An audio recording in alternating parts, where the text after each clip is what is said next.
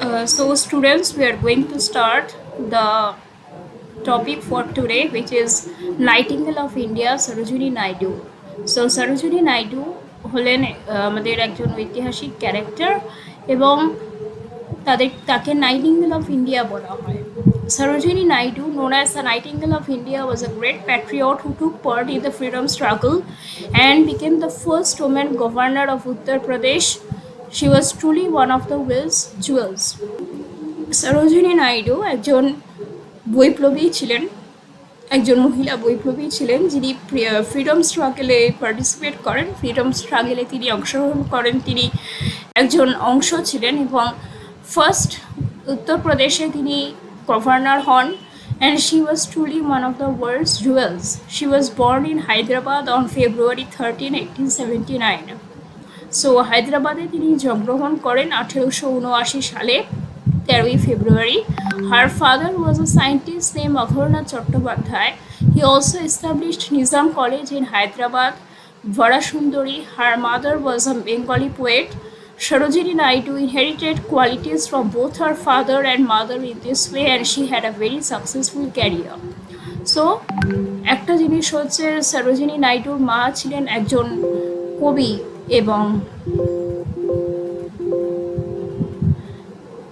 এবং তার বাবা তিনি ছিলেন নিজাম কলেজের প্রতিষ্ঠাতা।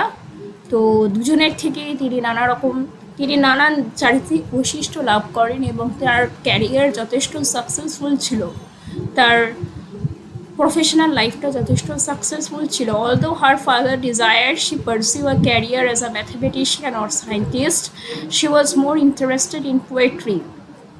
সো তার বাবা চেয়েছিলেন যে তিনি সায়েন্টিস্ট বা পোয়েট লাইক ম্যাথমেটিশিয়ান হবে তার মতনই, কিন্তু সরোজিনী তিনি বেশি কবিতা আবৃত্তি এসবে তিনি ইন্টারেস্টেড ছিলেন। She wrote the lady of the lake, 1300 line poem when she was very young. খুব কম বয়সেই তিনি বিশেষ প্রতিভাশালী ছিলেন এবং তার প্রতিভাটা ধরা পড়েছিল 1300 লাইন মানে কতটা বড় কবিতা তিনি লিখেছিলেন, the lady of the lake. She also wrote a play called Maher Muneer in Persian ভাষাতেও তিনি দক্ষ ছিলেন এবং তিনি মাহির মুনির নামক একটি নাট্য লিখেছিলেন। তো আমরা যখন সরোজিনী নাইডুর ব্যাপারে বলবো তখন আমরা বলবো তার বাবা মা কে ছিলেন। তার বাবা নিজাম কলেজের প্রতিষ্ঠাতা, তার মা একজন কবি, হ্যাঁ, এবং তার বাবা চেয়েছিল সায়েন্টিস্ট বা ম্যাথমেটিশিয়ান হবে কারণ তিনি খুবই মেরিটোরিয়াস স্টুডেন্ট ছিলেন, তাই জন্য কিন্তু তার ইচ্ছাটা ছিল একজন কবি হওয়ার এবং ছোটোবেলা থেকেই তিনি নানা রকম কবিতা লেখা শুরু করেন। The performance word the Nawab of Hyderabad. Because of her exceptional talent, the college awarded her a scholarship to study abroad. She was admitted to King's College, England at 16. Performance খুবই ইমপ্রেস করে হায়দ্রাবাদের নবাবকে এবং তার ট্যালেন্টের জন্য তিনি কিন্তু একটা স্কলারশিপ পান কলেজ থেকে, যাতে বিদেশে তিনি পড়তে যেতে পারেন। খুব কম বয়সেই তিনি তার এতটা প্রতিভা ধরা পড়েছিল যে তিনি তখনকার সময়ে যেটা অনেকে পারেনি সেটা তিনি করে দেখিয়েছিলেন। তিনি ফরেনে তিনি পড়াশোনা করতে পেরেছিলেন নিজের প্রতিভার জন্য এবং কিংস কলেজে তিনি ভর্তি হন 16 বছর বয়সে। It was unusual to educate a girl in those days and even more unusual to send her abroad for that purpose. যখন মেয়েদের পড়াশোনাটা এতটাই দুর্লভ ছিল, মেয়েদের মধ্যে পড়াশোনা যারা বেশি উচ্চশিক্ষিত হবে এই ভাবটা যেহেতু এতটাই দুর্লভ ছিল সেই সময়ে, কিন্তু মানসিক তখন সরোজিনী নাইডু তিনি পড়াশোনায় শুধু হাই এডুকেশন করেননি, তিনি কিন্তু ফরেনে গিয়ে তিনি পড়াশোনা করেছিলেন। During her time in England, Sarojini Naidu met a South Indian named Dr. Govind Naidu. He married him 19 after finishing her education. It was an intercaste marriage but a happy one. তো সরোজিনী নাইডু তিনি একজন south Indian মানুষকে, সরোজিনী নাইডু ছিল না, but Sarojini কী করেন, তিনি গোবিন্দ নাইডু বলে একজন ভদ্রলোকের সঙ্গে তার আলাপ হয় এবং 19 বছর বয়সে তার বিয়ে হয়। She was essentially a poet with a patriotic heart. When her collection of golden was established, she gained recognition as a poet. একজন খুবই প্রতিভাশালী কবি ছিলেন এবং তার মনটা বৈপ্লবিক ছিল। এবং যখন তার কবিতার একগুচ্ছ কবিতা গোল্ডেন যখন পাবলিশড হয় 1907 সালে, তিনি কিন্তু বিশেষ খ্যাতি লাভ করেন একজন কবি হিসেবে। She became the first Indian women president at the national Congress. তিনি ন্যাশনাল কংগ্রেসের হয়ে তিনি পলিটিক্সে পার্টিসিপেট করেন এবং তিনি কিন্তু প্রথমবারের জন্য উমেন প্রেসিডেন্ট হন। She was imprisoned several times because of her anti British activities.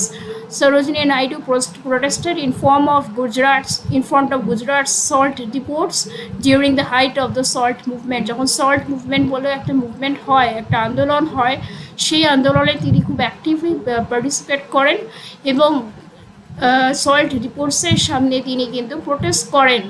এবং তিনি এতটাই অ্যান্টি ব্রিটিশ অ্যাক্টিভিটিসের মধ্যে বা যেহেতু তিনি বিপ্লবী, তার মনোভাব বৈপ্লবিক ছিল, ওই জন্য তাকে কিন্তু অনেকবার জেলে আটক করা হয়, কিন্তু তবুও তাকে তার মনোবলকে দমাতে পারেনি।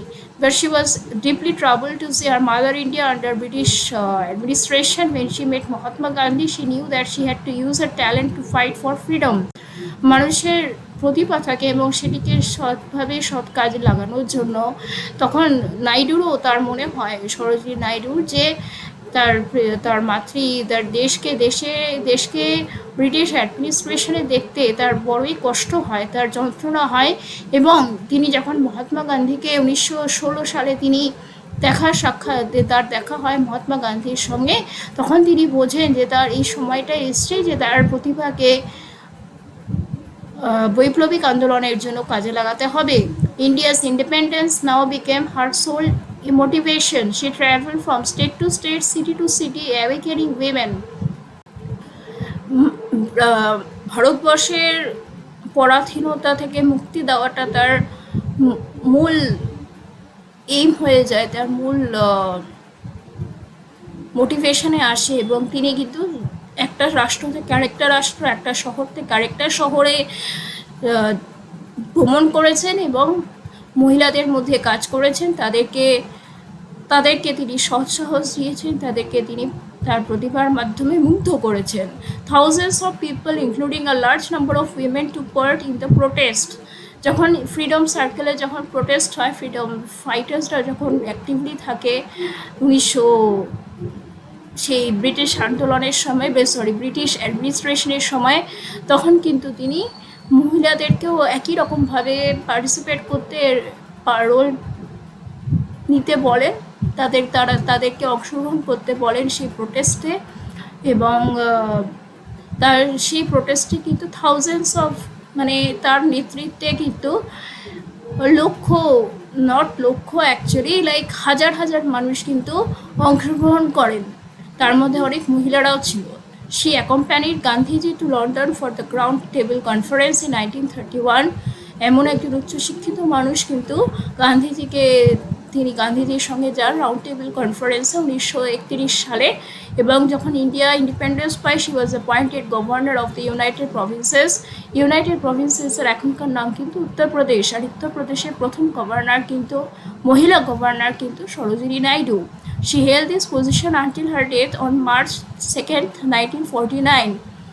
এবং 1949 সালে তার মৃত্যুর আগে অবধি কিন্তু তিনি গভর্নর হিসেবে উত্তরপ্রদেশে নিযুক্ত ছিলেন। তখনকার নাম ছিল ইউনাইটেড প্রভিন্সেস, আর এখনকার নাম হলো Uttar Pradesh. Sarojini Naidu is no longer among us, but her ideals will always motivate us to do something special for the country.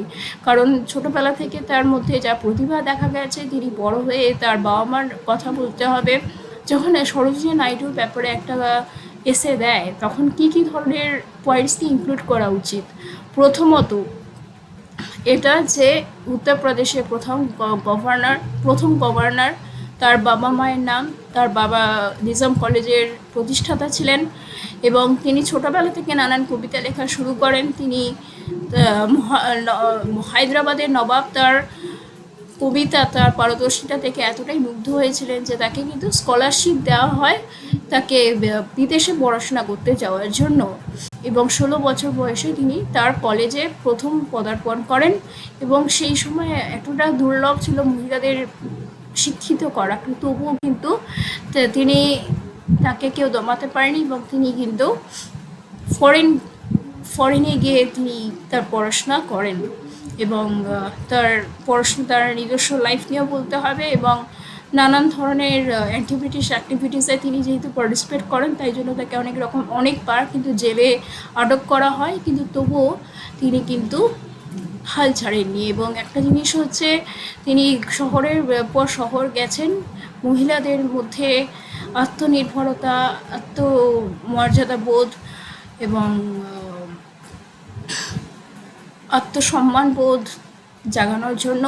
এবং তার নেতৃত্বে হাজার হাজার মানুষ কিন্তু ফ্রিডম সার্কেলে পার্টিসিপেট করে, এবং গান্ধীজির সঙ্গে তিনি রাউন্ড টেবিল কনফারেন্সেও যান। এবং যখন আমাদের ভারতবর্ষ যখন প্রথম যখন পরাধীনতা থেকে যখন স্বাধীনতা লাভ করে, তখন কিন্তু তিনি গভর্নর অফ ইউনাইটেড প্রভিন্সেসে কিন্তু গভর্নর হিসেবে ইউনাইটেড প্রভিন্স অর্থাৎ উত্তরপ্রদেশে কিন্তু নিযুক্ত হন। এখন তিনি আমাদের মধ্যে নেই, কিন্তু তবুও তার শিক্ষা, তার আদর্শ কিন্তু আমাদেরকে ইন্সপায়ার করে। এই এসেটা দিলে এই রকমই কিছু ল্যাঙ্গুয়েজে, এরকমই সিম্পল ল্যাঙ্গুয়েজে, অর্থাৎ কিন্তু পয়েন্ট ওয়াইজ কিন্তু লিখে এসেটাকে একটা এফেক্টিভ বানানো যায়। Thank you.